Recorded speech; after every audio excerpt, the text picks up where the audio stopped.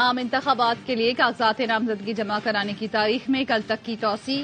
Election commission کے مطابق آج اور کل کاغذات جمع ہوں گے۔ جانچ پڑتال 25 سے 30 دسمبر تک ہوگی۔ انتخابی عمل میں رکاوٹوں کی شکایات پر صوبائی الیکشن کمشنرز، چیف سیکرٹریز اور آئی جیز کو فوری قانونی کارروائی کی ہدایت جاری۔ وزیر اعظم کے مشیر احد چیمہ کو نہ ہٹانے پر الیکشن کمیشن کا نوٹس۔ وزیر اعظم کے سیکرٹری اور سیکرٹری کابینہ ڈویژن ذاتی حیثیت میں 26 دسمبر کو طلب۔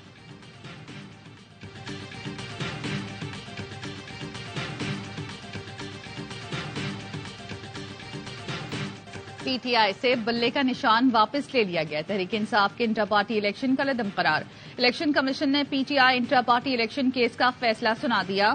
فیصلے میں کہا گیا پی ٹی آئی آئین کے مطابق انٹرا پارٹی انتخابات کروانے میں ناکام رہی۔ فیصلے کے بعد barrister Gohar chairman P T I نہیں رہے۔ چیف الیکشن کمشنر کی سربراہی میں 5 رکنی بینچ کا تفصیلی فیصلہ جاری۔ فیصلے میں کہا گیا پی ٹی آئی نے تسلیم کیا چیف الیکشن کمشنر کی تقرری کے لیے قانونی طریقہ نہیں اپنایا گیا۔ عمر ایوب کو پارٹی کی آئینی باڈی نے سیکرٹری جنرل منتخب نہیں کیا۔ دستیاب ریکارڈ کے مطابق پی ٹی آئی کے سیکرٹری جنرل اسد عمر ہیں۔ پی ٹی آئی آئین کے تحت انٹرا پارٹی انتخابات 13 جون 2021 کو کرائے جانے تھے۔ پی ٹی آئی کا 4 دسمبر کو جمع کرایا گیا انٹرا پارٹی سرٹیفکیٹ مسترد کیا جاتا ہے۔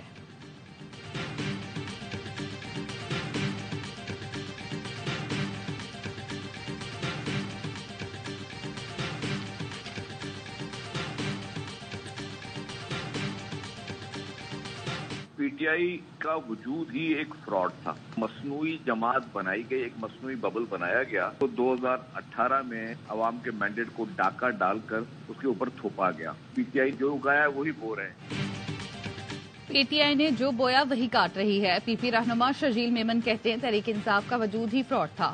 الیکشن کمیشن کا فیصلہ سب کو قبول کرنا چاہیے۔ فردوس عاشق اوان کہتی ہیں بیٹ کے بغیر بیٹر بھی اب سیاسی میدان میں نہیں جا سکتا۔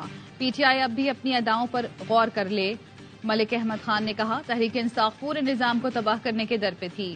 مصطفیٰ کمال بولے پی ٹی آئی میں ایک مافیا کی طرح کام کیا جا رہا تھا۔ پارٹی کی چیئرمین شپ وکیل کو دینا ایک مذاق تھا۔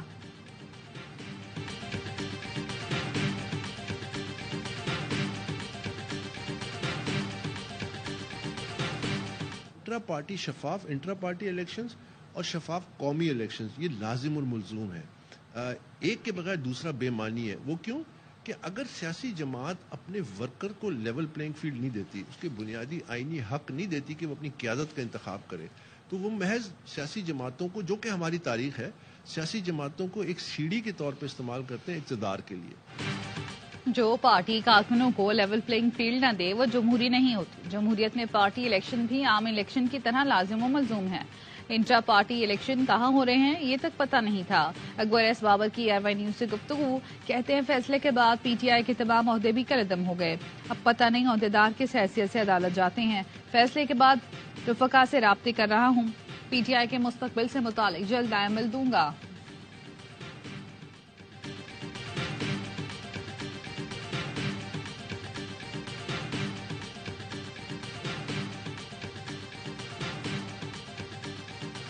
فیصلے کے بعد پی ٹی آئی کی رجسٹریشن بھی ختم ہو گئی۔ الیکشن کمیشن ریکارڈ کے مطابق اب پی ٹی آئی آزاد جماعت ہے۔ سابق سیکرٹری الیکشن کمیشن کنور دلشاد کہتے ہیں فیصلے کے خلاف سپریم کورٹ میں اپیل دائر کی جا سکتی ہے۔ ماہر قانون حسن رضا پاشا کہتے ہیں پی ٹی آئی پارٹی کی حیثیت سے الیکشن میں حصہ نہیں لے سکے گی۔ فیصلہ تمام جماعتوں کے لیے لمحہ فکریہ ہے، کوئی بھی گرفت میں آ سکتا ہے۔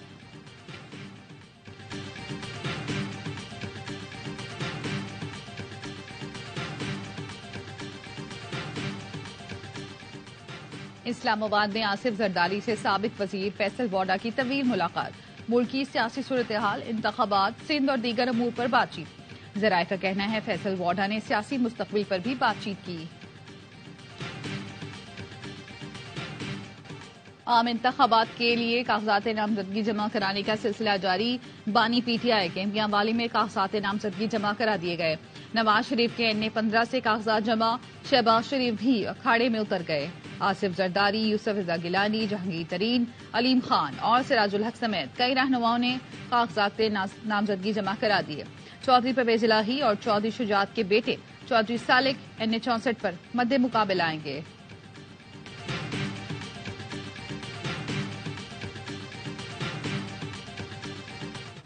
پی پی نے کراچی کو دنیا کا بدترین چوتھا شہر بنا دیا. بلاول نے لاہور میں یہ کہا کہ لاہور کو کراچی جیسا بنا دیں گے تو لوگ جلسہ چھوڑ کر بھاگ جائیں گے. ایم کیو ایم رہنما مصطفیٰ کمال کہتے ہیں پی پی ملک بھر میں لیول پلینگ فیلڈ مانگ رہی ہے. ہمیں پی پی سے لیول پلینگ فیلڈ چاہیے. پی ٹی آئی والے ہم سے حوصلہ سیکھیں. یہ کیا طریقہ ہے؟ 2 تھپڑوں پر آ کر پریس کانفرنس کر دیتے ہو. بولے جماعت اسلامی کا بس نہیں چلتا ورنہ کہے پاکستان بھی ہم نے بنایا تھا.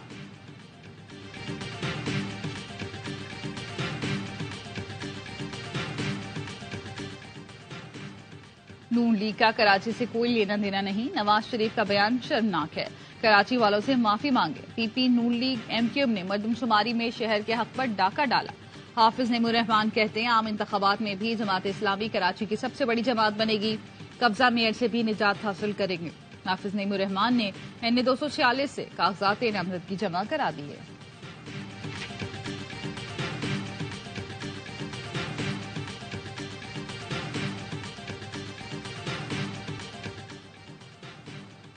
پولیس کو مظاہرین کے خلاف سختی سے پیش نہیں آنا چاہیے تھا.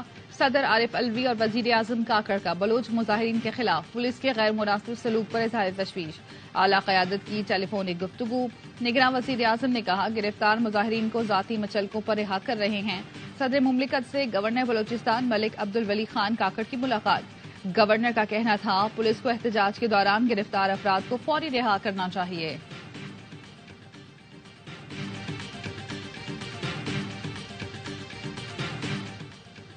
گھابچی پمپنگ اسٹیشن پر بجلی بند ہونے سے پائپ لائن نمبر 5 دھماکے سے پھٹ گئی جس کے بعد کراچی کو 10 کروڑ گیلن پانی کی فراہمی بند ہو گئی.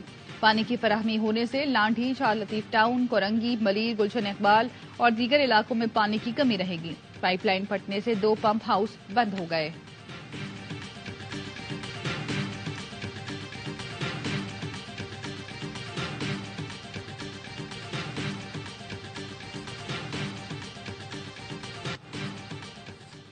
کراچی میں دہشت گردی کی بڑی کوشش ناکام. کینٹ اسٹیشن سے ملنے والا بم ناکارہ بنا دیا گیا. بم ڈسپوزل اسکواڈ کے مطابق بم میں 2.5 کلو کے قریب بارودی مواد تھا جس کے ساتھ ٹائمر اور 12 وولٹ کی بیٹری منسلک تھی.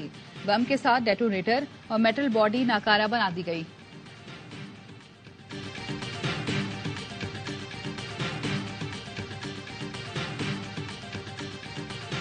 کراچی لیاری ایکسپریس وے کے اطراف منشیات کے عادیوں کا گڑھ.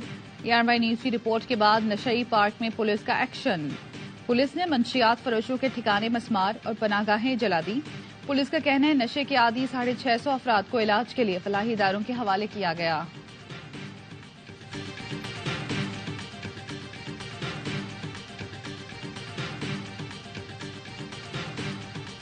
کشمور کے میانی تھانے کی حدود میں کچے کے ڈاکو 3 بھائیوں کو اغوا کر کے لے گئے. تینوں بھائی دکان بند کر کے گھر جا رہے تھے کہ سانگی پل کے قریب انہیں اغوا کیا گیا. پولیس نے کچے کے علاقے میں مخفیوں کی تلاش شروع کر دی.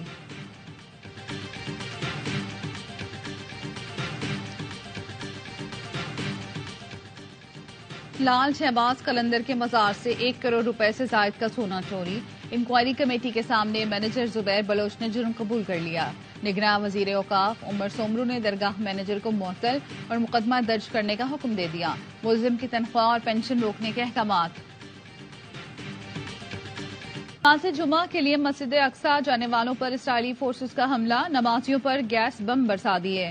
متعدد فلسطینی زخمی. رکاوٹوں کے باوجود ہزاروں فلسطینی مسجد اقصی پہنچے. اسرائیل کی غزہ کے 230 مقامات پر بمباری. 100 سے زائد فلسطینی شہید ہو گئے. یورپی اسپتال کے قریب بمباری سے 55 شہید. شمالی غزہ کے تمام اسپتال غیر فعال ہو گئے. صہیونی فوج نے مشرقی غزہ میں بلڈوزر سے قبروں کو بھی رونڈ ڈالا. حماس کا شجاعیہ میں 9 اسرائیلی فوجی ہلاک کرنے کا دعویٰ. اسرائیل نے 2 کی ہلاکت کی تصدیق کر دی. اسرائیلی وزیر اعظم کی ڈھٹائی. کہا حماس ہتھیار ڈالے یا موت قبول کرے. ترجمان القسام بریگیڈ کا کہنا ہے ہمیں ختم کرنے کا اسرائیلی مقصد ناکامی سے دوچار ہے.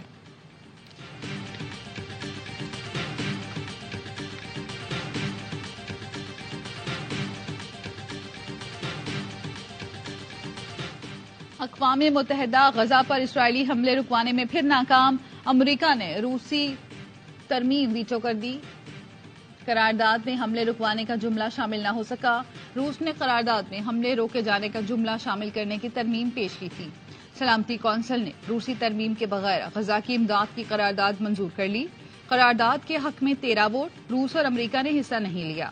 قرارداد میں کہا گیا فلسطینیوں کو انسانی ہمدردی کی بنیاد پر امداد کی فراہمی یقینی بنائی جائے. غزہ کے تمام راستے کھولے جائے.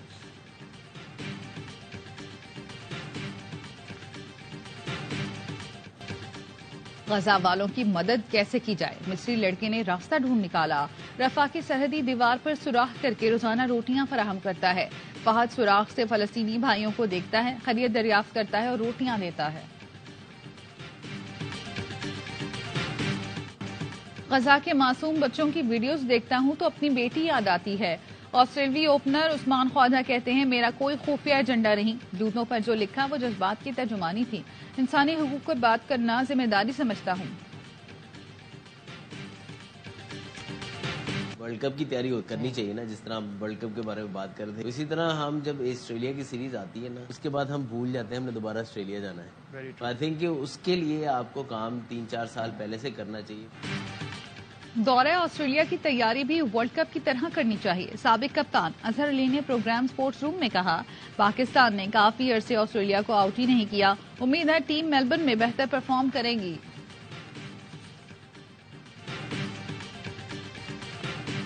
تو بتی ہوگی لال. امپائر کا کام آسان. بگ بیش لیگ میں نئی ٹیکنالوجی آ گئی. بولر کا پاؤں لائن سے باہر گیا تو سٹمپس لال ہو جائیں گی. آؤٹ ہونے پر آگ جیسی روشنی نکلے گی. چھکوں چوکوں اور اوور کے درمیان بھی سٹمپس مختلف رنگ بکھیریں گے.